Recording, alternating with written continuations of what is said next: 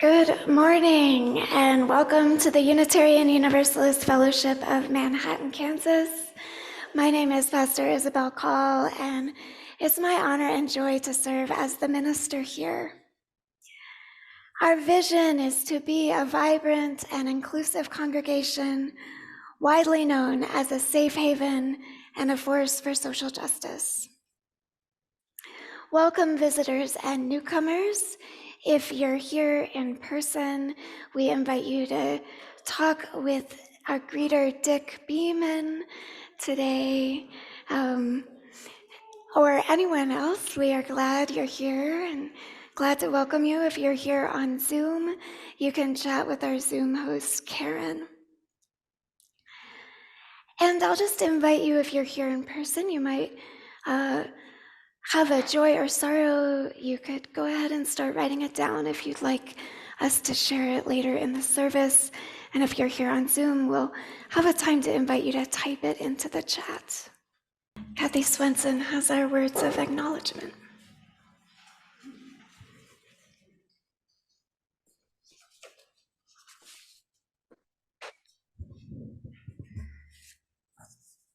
This morning's acknowledgement is an invitation to a vigil tomorrow afternoon. As a congregation and as a global queer, trans, and ally community, we are honoring the life and grieving the death of Nex Benedict. Nex Benedict was a 16-year-old non-binary 10th grader whose mother is a tribal citizen of the Choctaw Nation of Oklahoma.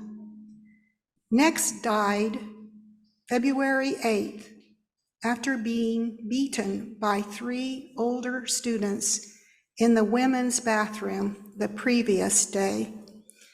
Nex's grandmother reported months of bullying at school prior to the attack, and a teacher at Nex's school who spoke out in support of Two-Spirit LGBTQ+ students experienced such intense backlash that they ultimately quit.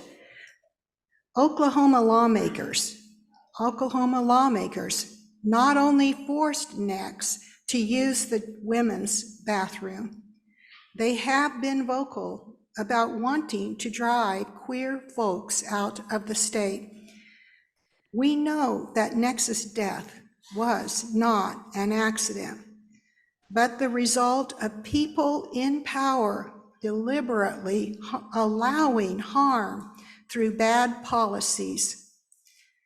We also know that this violence was and continues to be an extension of historic and ongoing colonial gender violence, which impacts Indigenous people especially.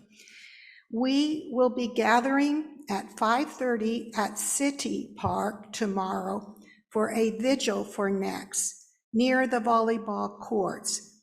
Candles with flame guards will be provided. Signs and flags are welcome.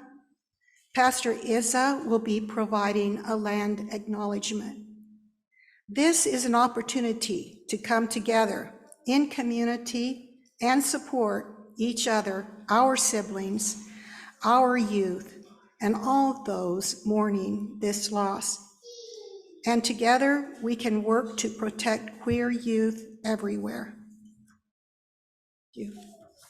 We have a guest today who's going to introduce us to the Wonder Workshop, which is our recipient for Helping Hands this month.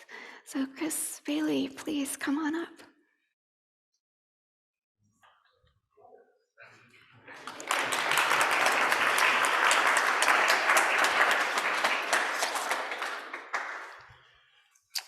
Hi all, my name is Chris Bailey. I know that I'm the one of 3, I guess, inside this building, so nice to see you all this morning. This is my first time here, but I have a lot of friends that have come here before and encouraged me to come, and it seems like a really nice group, so I think I might show up more often.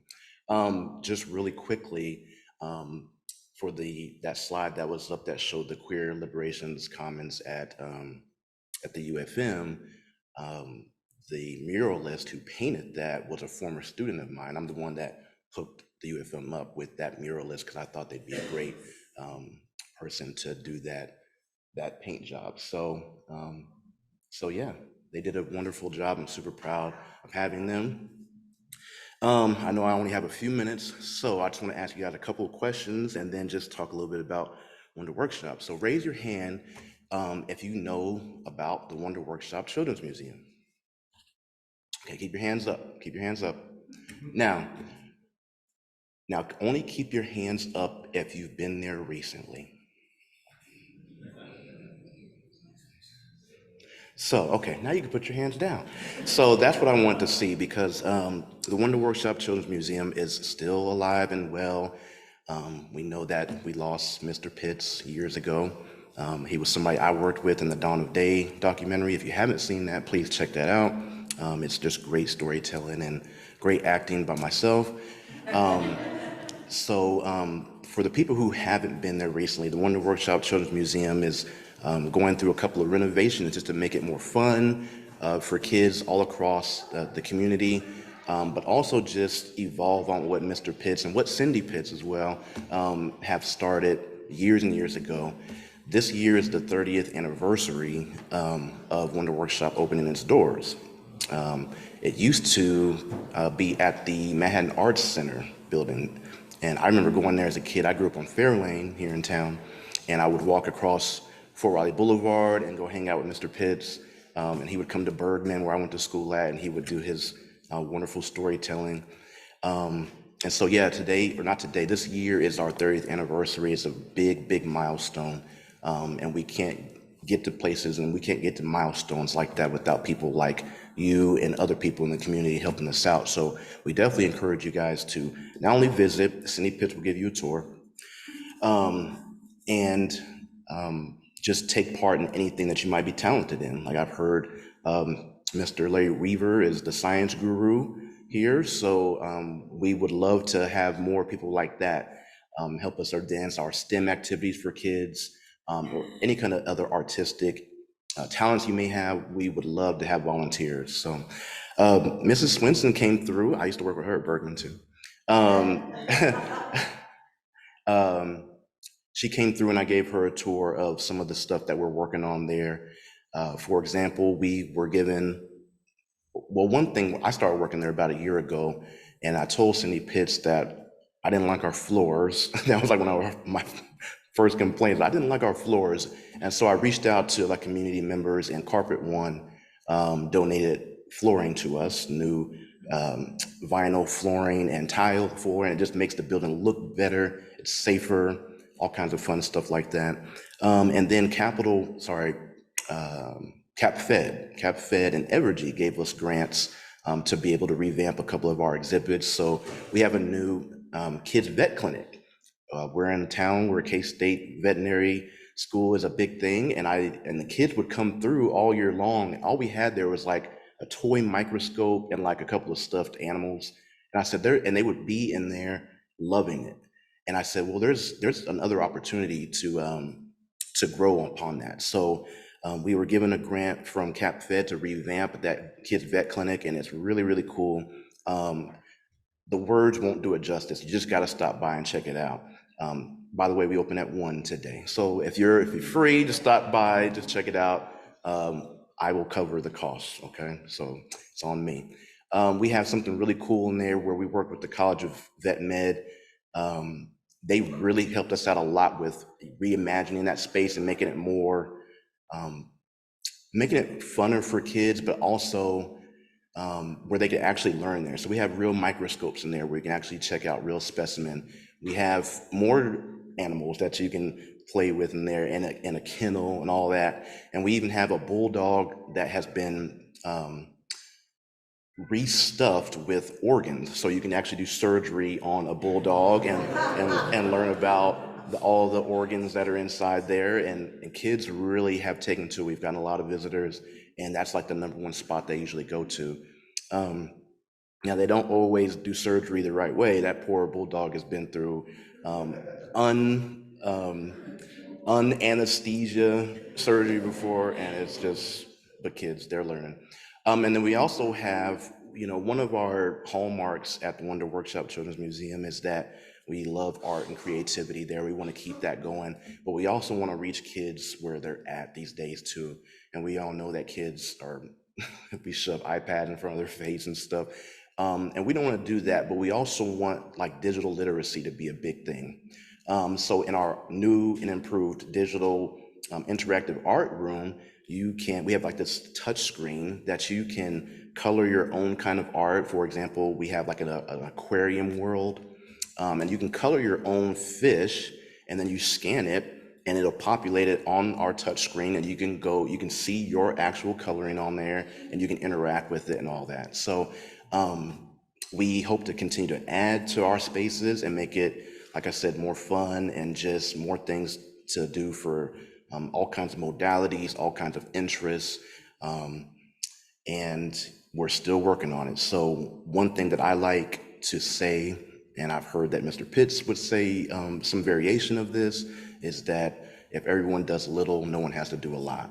And so we just invite you to just not only stop by, shame on you, all these people who knew about us and didn't stop by recently, but come by at your convenience, just check it out. Your word of mouth helps, your any kind of donations help, any kind of talents and volunteerism definitely helps us grow and keeps us going for many years to come. So thank you. Now we have a couple of readings, and I'll invite Tom up for the first one.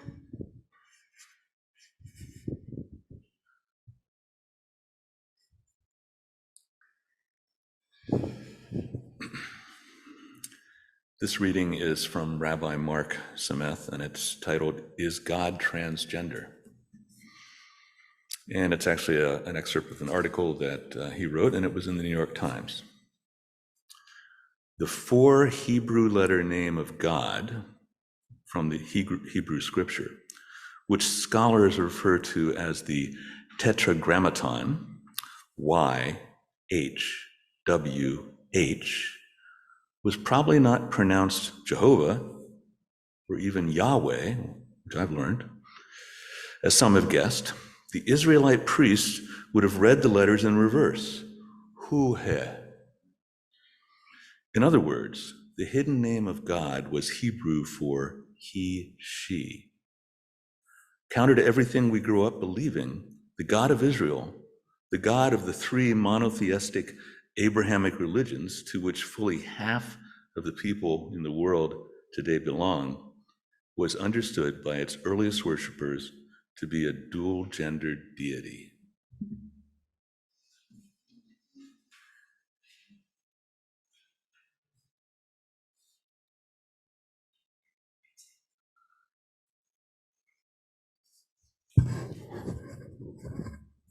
All that you touch, you change. All that you change, changes you. The only lasting truth is change. God is change.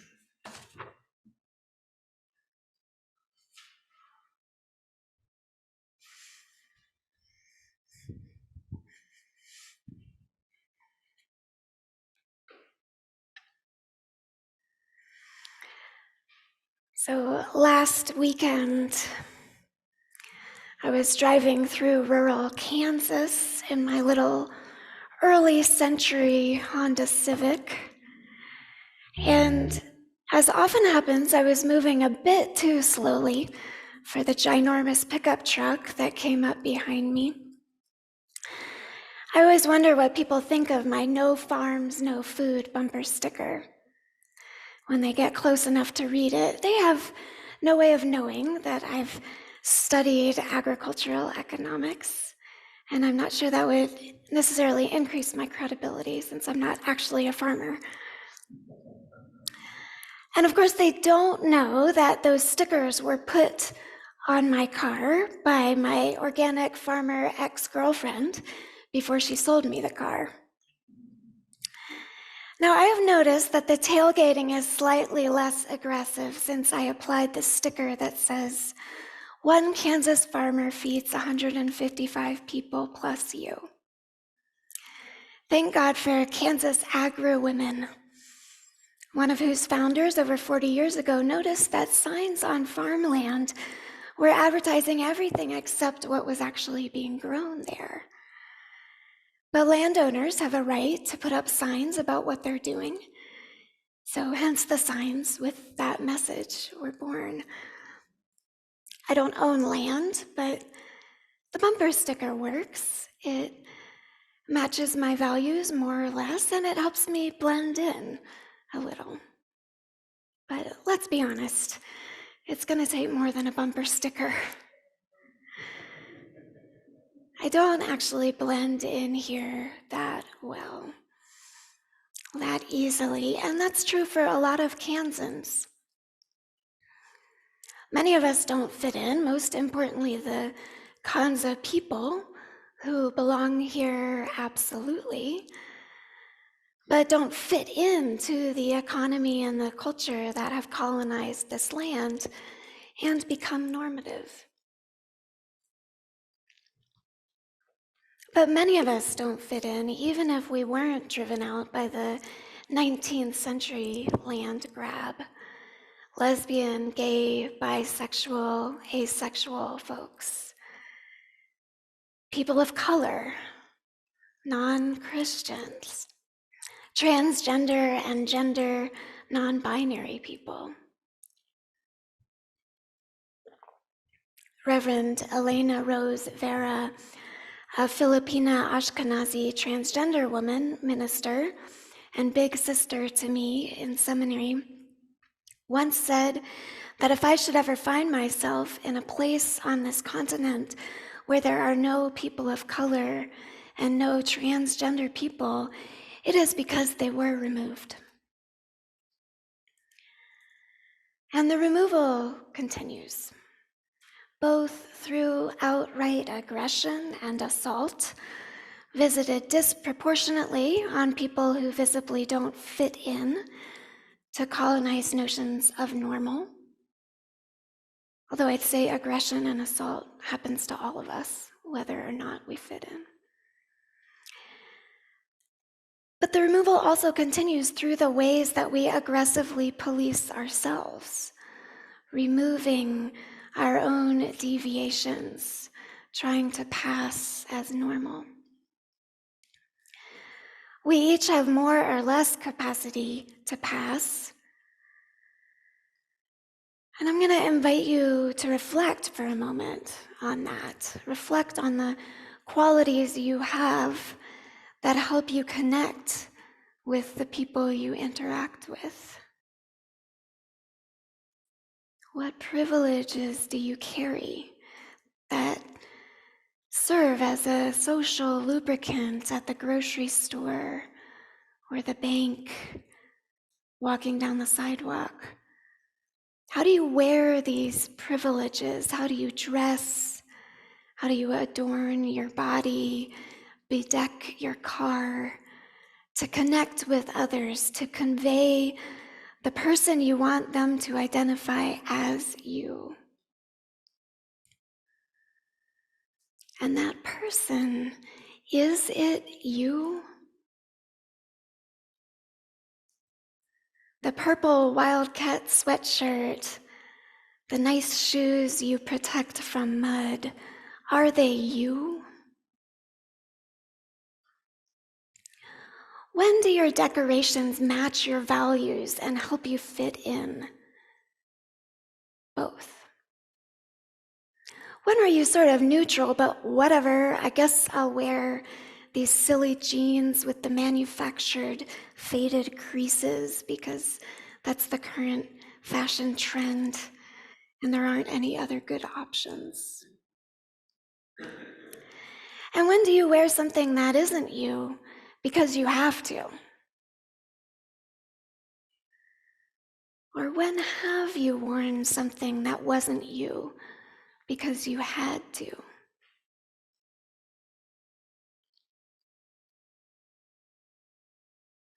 For many of us, I know the answers that come up are memories from childhood.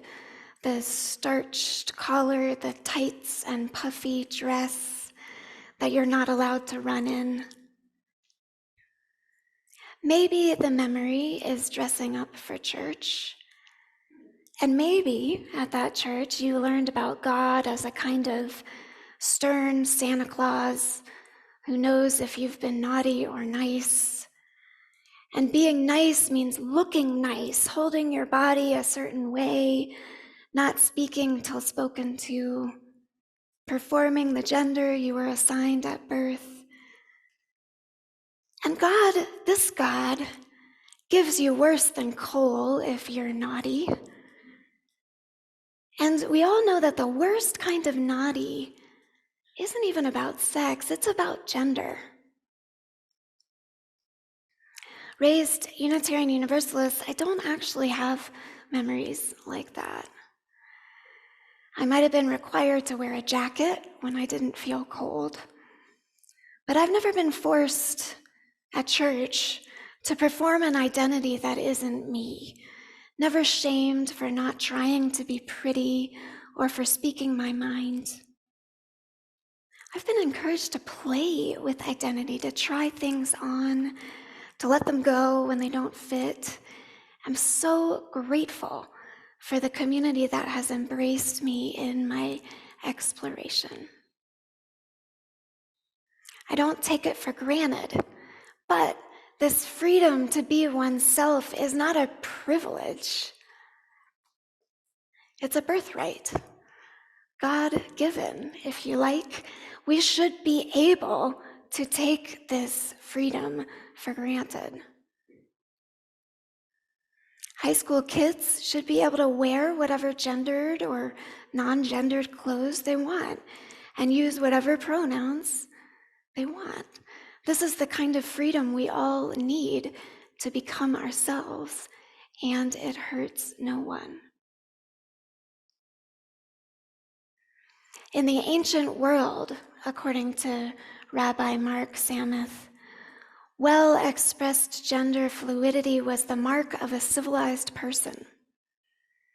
Such a person was considered more godlike. In ancient Mesopotamia and Egypt, the gods were thought of as gender fluid, and human beings were considered reflections of the gods. The Israelites took the transgender trope from their surrounding cultures and wove it in to their own sacred scripture. The Hebrew Bible, when read in its original language, I'm still quoting Rabbi Samuth here, offers a highly elastic view of gender. In one part of Genesis, Eve is referred to as he. In another, Adam is referred to as them. After the flood, Noah repairs to her tent. Rebecca is referred to as a young man. These weren't typos. In the book of Esther, Mordecai is pictured as nursing his niece Esther. In Isaiah, the future kings of Israel are prophesied to be nursing kings. This seems to have been based on a real person, a woman by the name of Hatshepsut, who, after the death of her husband, donned a false beard and ascended the throne to become one of Egypt's greatest pharaohs. So, why don't we know this historical record? Why are many of our local experts on the Bible ignorant, perhaps even willfully so, of our human history of expansive gender expression? Why are some so-called ordinary religious Kansans, from dubiously representative legislators to aggressive pickup truck owners, intent on driving trans people out of the state? They're trying to make us believe that when people come out as trans or gender non-binary, they are changing their gender. And we should judge this as a bad thing because God doesn't make mistakes. But change is our very nature. We are always changing. Gender is not any more essential to a person than being a K-State sports ball fan. Yes, it may seem that we are born female or male, just as it may seem that we are born a wildcat. But these are actually identities that we wear, that we choose, or that were chosen for us before we could talk. And if we haven't had the freedom to explore and play dress up in our child, to experiment being a veterinarian, to play around with all these different roles and costumes, if we've been forced into ribbons or button downs, then adolescence is when we might start to realize we can say no. In adolescence, we might have to say no. We might realize that to surrender to the pressure to live someone else's vision for us is to betray ourselves. And if that's naughty, so be it. A religion that does not let you say no is abusive. Such a religion creates an image of God as oppressor, a God who removes people from their homelands and manipulates those who remain into removing their own truths from their self-identities. And who does this God serve? Who is best served by a society of homogeneous and scared people? People looking for instructions which they can follow mindlessly in order to be left in peace. Not humanity in its brilliant diversity and creativity. Not the planet. The planet isn't served. The planet thrives in interdependence with conscious and conscientious humans. We don't believe in a God of control and dominance here. Is that right? Yeah.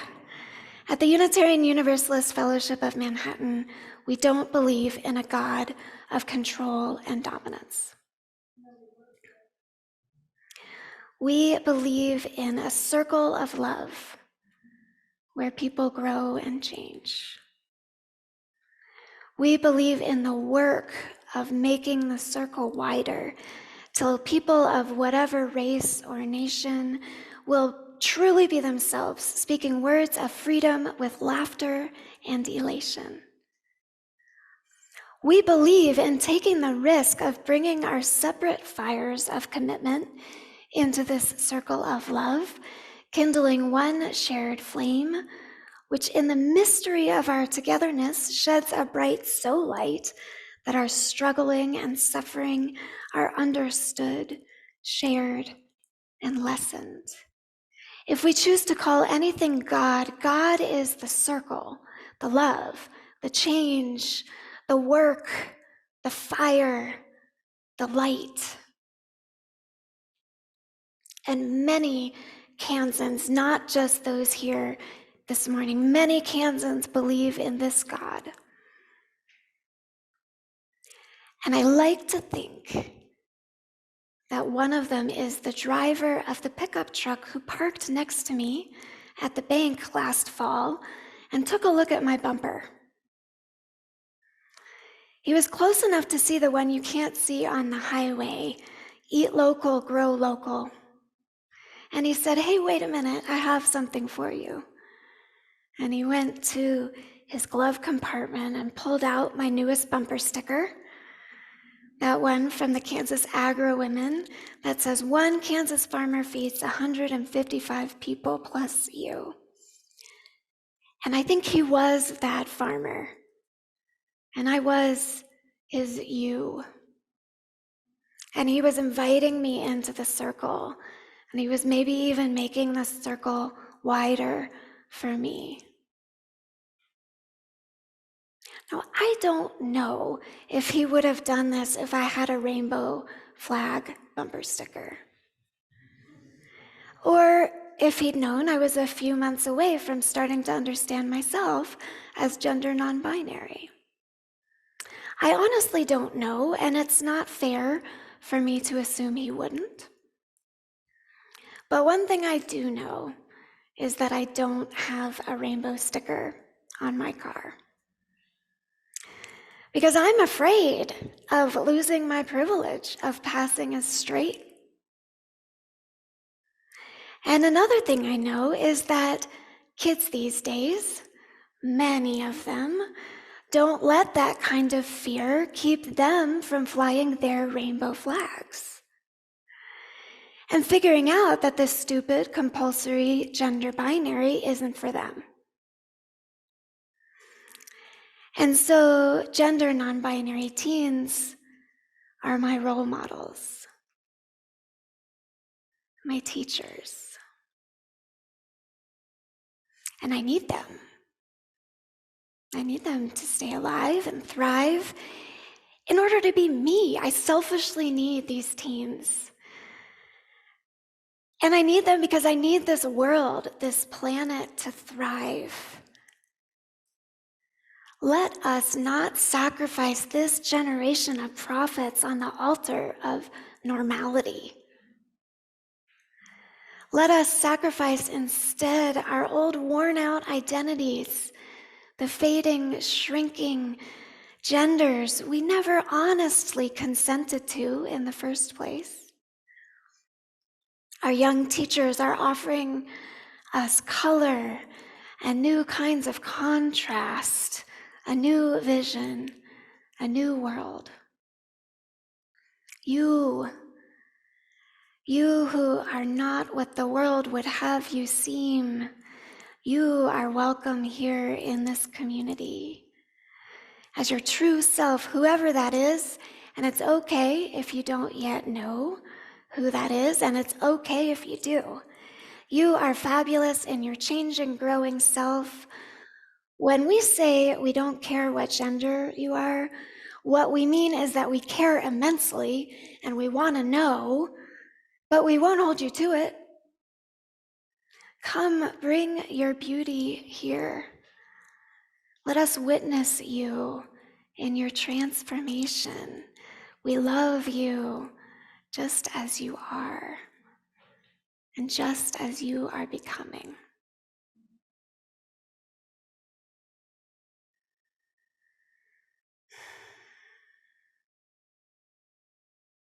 So let us love these parts of ourselves, these parts of community that are right here. Our closing words are by our friend Father Shannon Kearns. Unless you believe that only a white cisgender man is the image of God, then you have to admit that God has a pretty diverse image. God has blonde hair and freckles and brown skin. God is a baby and a teenager and a pregnant woman. God's image is made up of all our images. And God's image appears in all of us, which means that transgender people are as much a part of the image of God as everyone else. It means that God is found in my scars and in my changing face. When it comes right down to it, the experience of transgender people is an even better portrayal of the image of God than cisgender people, because in a transgender person, we get a sense of the shifting nature of God's image. God's image reflects the diversity of all of God's creation that since the beginning God has declared good. Transgender people are absolutely the image of God, and we are beautiful. Blessed be. Go in peace and joy.